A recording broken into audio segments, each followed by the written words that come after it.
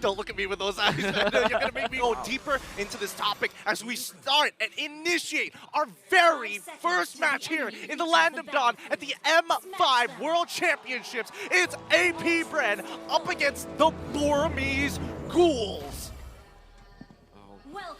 I can imagine that the early game should be the target here for, at least for Burmese Ghouls. They want to secure this because they're rocking the Brody with the Angela. And I'm actually thinking, like, what should be the good vehicle for the Angela? Obviously, you want to do it with the Gwyn, but at the same time, the Gwyn is more of a very committal, it's like a kiting kind of hero where you commit your ultimate to get out. You don't really necessarily stay in front. So maybe it's the Brody that should be the vehicle now for Burmese Ghouls, because at least you maximize the effect of the Angela on this Brody. I mean, from the way that I see it, early flicker coming out from Blink X just for Litho Wanderer. It's not going to be a big deal for now. He's not going to reach level 4 in time for the upcoming turtle, but at the very least, we know where Burmese Ghouls are going to be leaning towards on the map. Something is bothering me, the fact that AP Bren are investing in Wilderness Blessing. They're going to have so much faster rotations, and that's going to exacerbate the fact that they have so much range. That's going to be another problem that the Burmese Ghouls have to deal with. I mean, it's one of those situations. We even saw this during the wildcards that a majority of teams towards the last few days started switching over to Wilderness Blessing because it just shows how important it is to win out these neutral fights. Oh, wow. Nico can't even catch a break. Ogwin and Kyle steal away his small camp. Okay.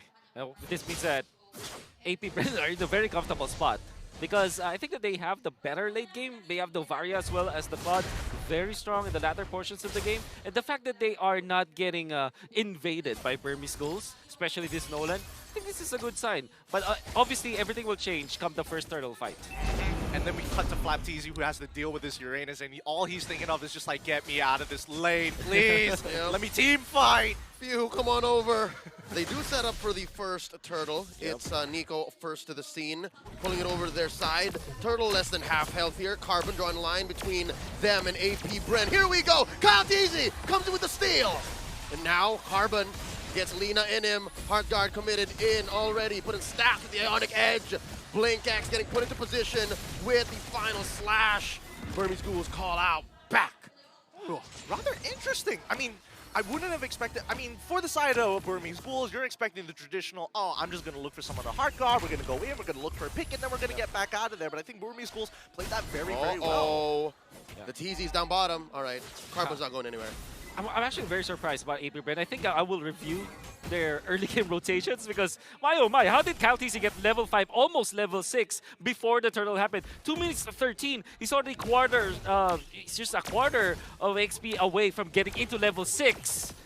That's crazy. That's why they were able to steal it, because they have the superior levels and the retribution. I mean, let's not forget that when you are playing Nolan, your clear speed is rather fast. True. Like, have you ever seen Novarias just get frustrated? They know when they expect purple buff timings to die, and then Nolan's like walking through the mid lane. He's like, "What are you looking at? What are you shooting at?" I'm done. I'm gone. It's over. I'm over here now. Right? You could have sworn he's a time traveler. Exactly. Oh, wait, wow, Hunter's Strike already completed. Man, I wonder when, I think, especially with the trajectory that you're seeing from Kyle TZ, the way that he's farming 2.4k at 3 minutes, this is Oppenheimer levels of explosions as we're going to see later on. That's historic. It is historic. But I think more importantly, wow, actually Flap having a considerable EXP lead against Carbon so far, despite getting proxied, despite having to join fight a little bit later. Yeah. And I think that was the one bastion that Burmese Ghouls can have, that little sanctuary that, hey, at least Carbon's winning his lane.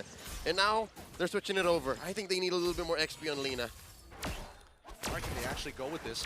Especially since Kyle, he's not letting Nico have a good time. Whoa! Comes in with the Requiem. Did Kyle TT steal? Oh, he did! He did. Nico hesitated on the retry. But this means that he has the retribution for the turtle. That's right. Coming in. This is about to blow up. Lord here, approaching half health. In comes Flap TZ. Stitch coming in from the side, dealing damage. Nico holding his retry strong, and they go get it. That's one turtle apiece for both BG and AP Bren. I love the decision-making coming in from the side of AP Bren. They understood the assignment. They recognized the situation wasn't their favor. And Lina is going to be first blood for the side of AP Bren! That was quick. That was the one thing that you gotta do, hide the Angela from the Nolan. And Kyle found him. I mean, we're talking about hustle. This man doesn't stop making good decisions. They pushed out. The mid lane is already chunked down to 10%. He even gets first blood down on that bottom side. He is active. Yeah, you can see Ogwin already positioning himself to defend Super Marco. Now AP Bren can leave the Nolan just, you know, roaming around. It's far too farmed. Even when he didn't get the second turtle, because of the amount of farm and the first blood that he was able to get and the number of creeps, jungle creeps that he was able to take away from Nico, look at him. He is level 10 compared to a level 8 Guinevere. He's always doing something. And he knows that this is the right thing to do against Burmese Ghouls, who are an initiative-based team. They want to be able to do the thing one after the other. 1, 2, 3, 1, 2, 3. It's up to their timing. But right now, it's Burmese Ghouls who's following AP Bren's flow. I would have considered that maybe the Burmese Ghouls were going to start getting some momentum during the mid game, but right now, just the raw smothering coming out from Kyle TZ alone, and the supplement of these fast rotations, making it really tough for Burmese Ghouls to find holes. And Guinevere is a jungler that you can count as a utility, but it still is purple buff dependent. So it's a very unique situation. Yeah, surely Guinevere is a pretty strong jungler now, but she's both farm dependent as well as utility, which is usually you can see only one or the other. But because of the fact that all of the purple buffs were taken away from him, Nico is going to have a very bad time in the mid game. Speaking of which, I mean, we're looking at mid lane Carbon. Might just get caught out here. Coming in, the conceal committed, final slash. Carbon gets the heart guard in him. Lina to the rescue. This Uranus ain't going anywhere. Blink holding this pixel brush, spotted by the Astral Echoes. Turtle getting beaten down. Burmese Ghouls pushing forward. Flap Easy from the back looking for an angle. Nico wants to get it. Retribution is good. Nico scores it, and down goes Lina. That's a blazing duet considerably, dealing a lot of damage early on. Blink goes down. Ogwin gets the kill. Ogwin still staying in the vicinity. Carbon goes 3-0. AP Bren 3K ahead. Man, that was such a clean fight coming in from AP Bren. I mean, at the end of the day, Burmese Ghouls got the neutral objective, but at what cost? They will eventually get their orange buff, I believe, Nico. And Stitch stayed alive. So those are just some consolation prizes for Burmese Ghouls, but Gideon painted it well. It was a perfect team fight coming up from AP Bren. They abused the fact that Burmese Ghouls needs to get in and get out. It's like a kiting kind of a team fight formation for Burmese Ghouls, and we are going to see it through the replay. A little bit of a clash happening down. We'll see later. Look at that beautiful retribution, but after the initiation coming out from Nico, there's no follow-up because Stitch was zoned out by two members of AP Bren. Yeah, surely the Brody didn't die, but he didn't fulfill his job, He didn't basically. get to do the thing. Which you need to do it as the Brody in the early game. Oh, it's tough. Coming in. Got the stacks in. Not going to commit everything. Burmese Ghouls playing with the range. And I think that's what also helped AP Bren win that perfect team fight, as you gentlemen were saying. They have so much range. They have so much diverse initiations that it spaces out Stitch. Yeah, it really does. I mean, Nico didn't have his ult to actually follow up and start a new fight, but in the meantime, at least they got a shutdown on towards Kyle TZ at the attempt of attacking that purple buff side from Burmese Ghouls. At the very least, we're seeing that Burmese Ghouls are scaling, right? 2 items already completed for the side of Brody, maybe a 3rd one on the way, and at this point, it's starting to get real dangerous, especially when you see Brody nearby. Okay, not only for AP Bren, but at the same time, Burmese Ghouls, if they just realize that this is actually their power spike, they need to make the moves now. Fortunately, they have this Uranus that can actually be the vision provider around the Lord area. And the fact that they have taken out the turtles rather quickly, this means that the Lord is spawning also rather early. Oh, and AP Bren know that this timing is key. Blink looking to get into that, because AP Bren, they have the advantage coming in. They catch one. Ogwin in the skies. Carbon gets his eyes on him. I'm offended. They're trying to burst down the roamer. They're trying to take down Edith, and the Lord gets reset. AP Bren calling it off. I like this plan a lot, honestly. Oh! Final slash coming in. Carbon, he's in jeopardy. Gets the heart guard in just in the right time. 5th of his health coming back up, down to half. Nico commits. Both teams playing footsies, dancing around the Lord. And oh, so many ults spent from both sides, but neither have the advantage. Ogwin gets the Earth Shatter. Lord at half health, pulled just about an inch out, gets another reset. Stitch, a 1/3 of his health left. Not a good fight. Wow, the first reset was great from Mlbb. I think it was very smart. The second reset is weird, but now Burmese Ghouls, oh, they reset because they know that their lanes are in their favor. I mean, they found it. Might even get a pick. Blink, oh, gets spotted, gets bursted down. Super Marco gets the kill, and they're still going.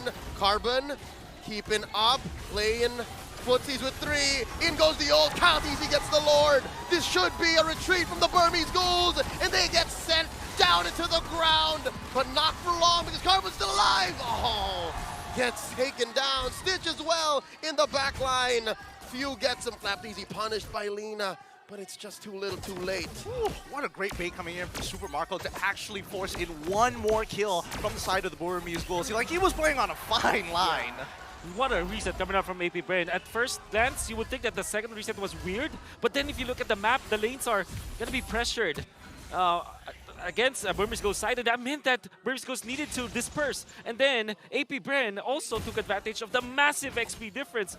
Countess was level 14, while Nico was just level 11 during that Lord fight, and there was really no chance. And despite that gap, they still managed to find Nico with the knockup coming out from Oakwen, making it a no contest at all for the Retribution battle. AP Bren with a massive Lord dance. I mean, the crazy part about it all is the fact that AP Bren gives so much Whoa! respect. Oh, he's fine, but oh, wait. Got the Purify in. Big fight coming up. Final slash puts Nico right under the ground, taking a dirt nap while the rest of AP Bren destroy that inhibitor up top. They're moving along. Lord's still standing. I'm telling you, AP Bren are playing so respectful. I feel like in these types of situations with this kind of a lead, they start getting right up into your face. But against Burmese Ghouls, they're forcing out resources. They're starving them out. They're trying to burst down Stitch in the middle of their base. Oh, there's an onward. Carbon gets sent into the skies. Heart guard into him. Super Marco still barreling away. Blink looking for the pull. Still does not have the old flap. Easy down. Torn apart memory, tearing him in half. Super Marco very low. Carbon still alive. A tenth of his health. Oh, he goes. Few takes him down. 1 for 1. Oh man, Few just literally showed how much gold they have when it comes to advantage.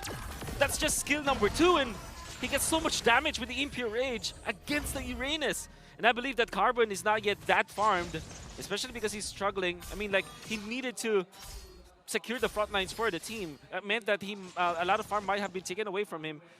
In fact, he's just 6.3k compared to Few 7.7k with the Ice Queen 1 as well as the Truncheon and the Arcane Boots. That meant that Few's damage at this point, 12 minutes into the game, his scaling was, what? It was quickened. This is difficult because we're looking at what, 13 minutes in, right? Starting at the 6 or 7 minute mark, AP Bren has flexed their range diversity. And so far, Burmese Ghouls, we called it in the draft, right?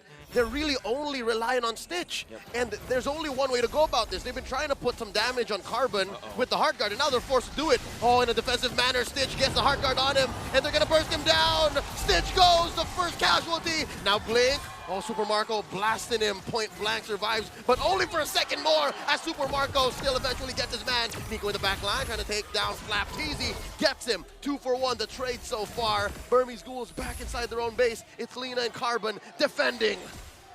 I mean, when does this team stop, right? Carbon, he's gone. There's nothing he can do about this. We're looking for the end. Oh no, the base is up next. That's a double kill for Marco. AP Bren welcome the Burmese Ghouls with a victory.